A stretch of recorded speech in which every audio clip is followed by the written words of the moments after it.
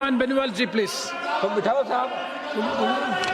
सभापति महोदय, सबसे पहले मैं आपको धन्यवाद दूंगा कि आपने मुझे सदन में आज संविधान 131वां संशोधन विधेयक 2026 संघ राज्य क्षेत्र विधि संशोधन विधेयक 2026 परिसीमन विधेयक 2026 पर सदन में जो चर्चा हो रही है आपने मुझे बोलने का निशिकांत जी प्लीज। निशिकांत जी प्लीज। आधा घंटा अलग टाइम मिलेगा आपको, आधा घंटा। सभापति महोदय, मैं और मेरी राष्ट्रीय लोकतांत्रिक पार्टी हमें स्पष्ट करना ओवैसी जी प्लीज प्लीज। महिला आरक्षण ओवैसी जी प्लीज। आप हनुमान जी निशिकांत जी प्लीज। निशिकांत जी प्लीज बैठिए। Nothing will go on record except the speech of Hanuman Beniwal ji. मेरे 3 मिनट ले लिए साहब। Nothing will go on record except the speech of Hanuman Beniwal ji please. सभापति महोदय, ओवैसी जी प्लीज बैठिए बैठिए। मैं राष्ट्रीय लोकतांत्रिक पार्टी की तरफ से निशिकांत जी ओवैसी जी प्लीज बैठिए प्लीज। यस शुरू करो। निशिकांत बाबू दोनों एक हो। सभापति महोदय, मैं राष्ट्रीय लोकतांत्रिक पार्टी की तरफ से स्पष्ट करना चाहता हूं कि हम महिला आरक्षण के पक्ष में हैं और महिला वर्ग को सम्मान मिले, महिलाओं को उचित राजनीतिक प्रतिनिधित्व मिले, ये हमारी विचारधारा भी है। हम महिला आरक्षण के खिलाफ नहीं, लेकिन इस तरह के मनमानी वाले और दलित, आदिवासी, ओबीसी वर्ग तक कमजोर राजनीतिक प्रतिनिधित्व वाले मुस्लिम समाज को नुकसान पहुंचाने वाले परिसीमन का राष्ट्रीय लोकतांत्रिक पार्टी विरोध करती है।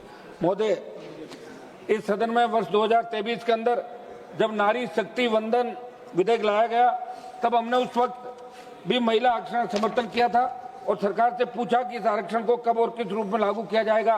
तब सरकार ने जवाब दिया कि जनगणना के बाद इसे लागू करेंगे और हम सभी विपक्षी साथियों ने जातिगत जनगणना की मांग उठाई।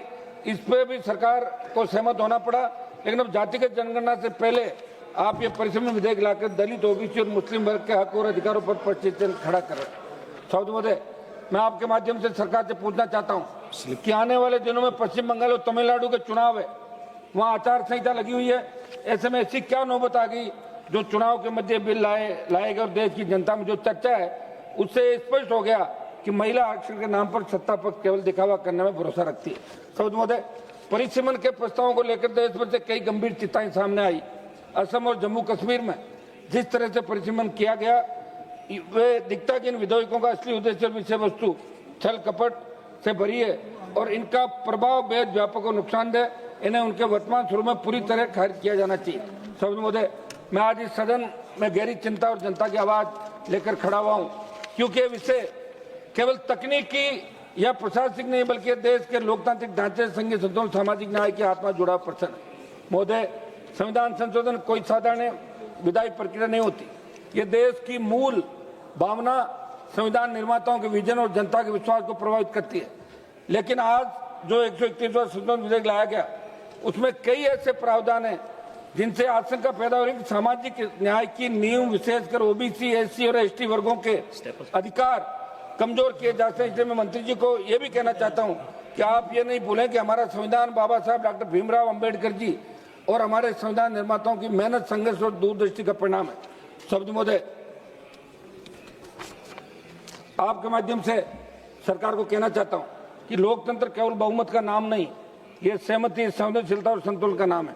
आज देश में धारणा बन रही है कि महत्वपूर्ण संवैधानिक बदलाव बिना व्यापक चर्चा, बिना जन सहमति के किए जा रहे हैं, जो बहुत बड़ी चिंता का विषय है, क्योंकि हम विश्व के सबसे बड़े लोकतांत्रिक देश के नागरिक भी हैं। मैं स्पष्ट कहना चाहता हूं, लोकतंत्र नंबर गेम नहीं। सभापति महोदय, लोकतंत्र विश्वास का नाम और एनडीए की सरकार के पिछले कुछ वर्षों के कार्यकाल के अंदर देखें तो सरकार उसी विश्वास को तोड़ने का काम करी जिस विश्वास से देश की जनता ने उन्हें बहुमत। भारत में बड़ा हिस्सा ओबीसी वर्ग का। सभापति महोदय, ओबीसी का आरक्षण भी है। अगर जातिगत जनगणना के बाद सरकार कुछ करती तो सरकार का संदेश सकारात्मक जाता। आप देखो, सरकार कह रही 2011 की जनगणना के आंकड़ों के हिसाब से हम करेंगे। 5 वर्ष से अधिक का समय हो गया, अब तक नई जनगणना नहीं हुई। कुछ समय पहले ही प्रारंभ हुई। आप ये तो 2011 की जनगणना के आधार पर कर रहे हो, मगर देश में कई योजनाएं, विशेषकर गरीबी जुड़ी योजनाओं, जनगणना के आंकड़ों के हिसाब चलती है और 2011 के बाद जनसंख्या बढ़ी, मगर आपने गरीबों के लिए लाभों की सीमित योजनाओं का लाभ देने में क्यों नहीं सोचा कि जनगणना का इंतजार किए बिना जनता को उन योजनाओं का लाभ प्रदान करें जिसकी वास्तव में उन्हें जरूरत है। सभापति महोदय, जातिगत जनगणना के बाद सरकार एक कदम उठाती और ओबीसी वर्ग के लिए भी विधानसभा और लोकसभा में आरक्षित प्रावधान रखती तो और जनगणना के बाद एससी एसटी की सीटों को बढ़ाने का प्रावधान रखती तो शायद देश की जनता कहती कि सरकार बाबा साहब के आदर्श और विचार को मानती है। मगर जनगणना में देरी होगी, इसलिए हम ये बिल लाए। इस देरी की जिम्मेदार भी सरकार। इसलिए मैं प्रधानमंत्री जी को पूछना चाहता हूँ कि सबसे बड़ी बात यह है कि इतने बड़े संवैधानिक बदलाव बिना व्यापक चर्चा और सहमति क्यों लाए जा रहे हैं। चर्चा समाज लोकतंत्र का हिस्सा, मगर न राज्यों से समाज न सभी दलों से सहमति। सिंगल मेंबर पार्टी को तो बुलाया नहीं आपने, न जनता जरा है। क्या आपकी यही वो तरीका है जिसे आप लोकतांत्रिक व्यवस्था का हिस्सा बता रहे हैं? सौद महोदय, मेरे से पूर्व कई सदस्यों ने कहा कि हमारा लोकतंत्र व्यक्तिगत वोट मूल्य के सिद्धांत का आधार है। ये एक न्याय संगत सिद्धांत है जो आदरणीय बाबा साहब भीमराव अंबेडकर द्वारा निर्मित हमारे संविधान के नीति है।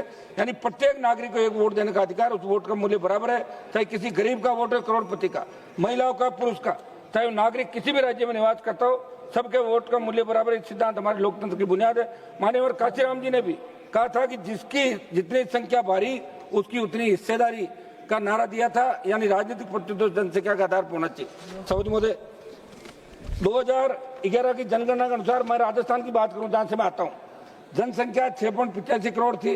राजस्थान में 6.85 करोड़ को 14.20 लाख की जनसंख्या प्रति लोकसभा विभाजित करने पर 48 लोकसभा निर्वाचन क्षेत्र बनता कर परिसीमन होता है। लेकिन आप जो कर रहे हैं, एक मिनट साहब, आप जो कर रहे हैं इससे 10 लोकसभा की सीटों का नुकसान होगा। इसलिए आप जवाब दें कि इस विषय में राजस्थान की जनता सरकार की मंशा को जान सके। सौद महोदय, मेरा कुछ सुझाव है। क्या इन विधेयकों को लाने से पहले पर्याप्त पब्लिक कंसल्टेशन लिया गया? बिल को जल्दबाजी में लाया गया जिससे सांसदों को अध्ययन का समय नहीं मिला। एक दिन पहले बिल मिला था, आपने ऐसा क्यों किया? देश की जनता के मन में प्रश्न है कि क्या बिल संविधान के मूल अधिकारों का उल्लंघन करता है? कई राज्यों की बड़ी शंका है कि सरकार का एक कदम क्या संघीय ढांचे को कमजोर करता है। क्या सरकार दक्षिण भारत और अन्य संतुलित जनसंख्या वाले राज्यों के हितों की रक्षा करेगी? क्या सुनिश्चित किया जाएगा कि संसद में प्रतिनिधित्व का संतुलन बिगड़ा नहीं?